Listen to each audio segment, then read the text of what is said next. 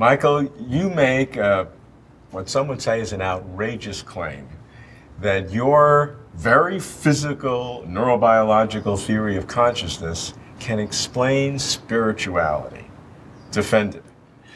Well, I would say that one of the things we do as people, we're very social, obviously, very social animals. One of the things we do is attribute mind states to each other. And in particular, we attribute awareness to each other. We're built to do this. We're very good at this. This is what makes us successful as a species.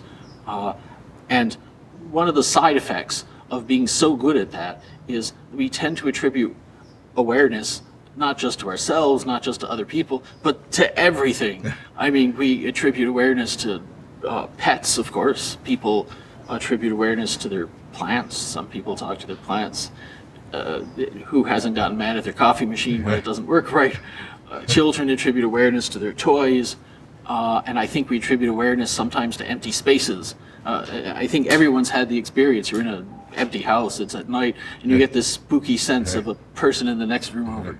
Right? This is your brain, the social machinery in your brain, constructing essentially a model of another person and another person's mind and attributing it to that space over there. We do this at the drop of a hat.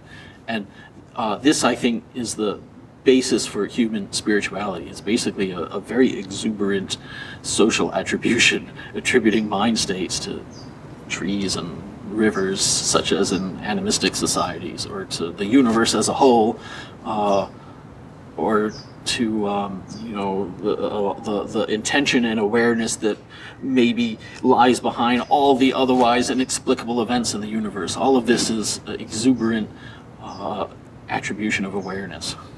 I think the claim that human beings attribute awareness is a legitimate one. Yeah. Whether that therefore can encompass all the mysteries of the universe is another whole question. But I think we should explore the power of human beings to impute awareness. Yeah. One of the examples that I really like that I use, that I bring up in my talks often, is ventriloquism. And I like this example because it shows how you can intellectually know there's nothing there, but you can't help the illusion. And so I often bring a friend to help me here. Uh-oh. Okay, wow. Please welcome Kevin. Hi, Kevin. Hi. Hi, Kevin. How are you? Kind of cute. Yeah, thanks. So are you. Nobody said that to me recently. I learned ventriloquism because my son insisted that his stuffed animals talk to him. And he's a very harsh taskmaster because I have to practice every day, many hours. Isn't that right? Oh, yeah. I like it. And what's interesting here is, there's no brain or mind in there. But are you insulted? I don't have a brain, but I'm conscious. I think that means his theory's wrong. Sorry, sometimes he just sort of gets out of line like that. But the point is, you really get, you get this vivid sense of this awareness kind of emanating out of him. You can't help it. And so there's this real distinction between what you know to be true and this, what you might call real raw social perception. And I think that's very powerful. It's a very powerful illusion in this case. Well, spirituality is expressed obviously in many different ways. It's expressed in kind of, on one extreme, kind of a harmony with the universe, or rhythms of the universe, and resonate with those within you. And it's, in Western religions, it's reflected in the belief in a omnipresent, all-knowing God. That's all powerful, can do all sorts of good things. So how do you apply that then to the different exemplifications of spirituality? I like bananas. Maybe you put him away for now. Oh man. Bye, Kevin. Sorry, Kevin. I'm feeling bad. You put him in a a suitcase I now. know. I He mean, does- he you've doesn't done it like- to me. He doesn't like the suitcase. Complains about it. So, yes, there's this huge range of phenomena that you could call spiritual.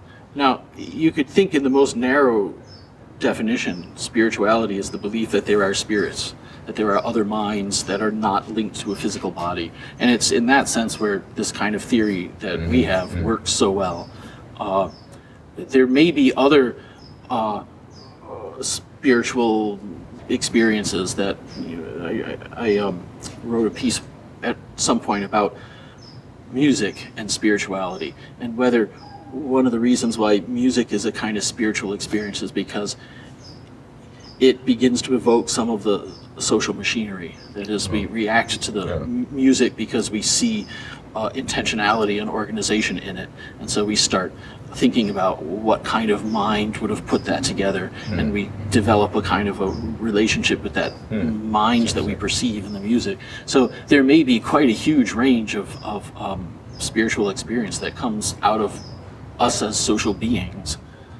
So we're saying it's not just the obvious of imputing a mind to Kevin, Yes. and generalizing that, but there may be second order Yes. approaches Yes. where that same powerful inner requirement of evolution that is built in us will then express itself in broader ways that might not even be recognized at subsequent stages. Yes, exactly. Yes. Yeah.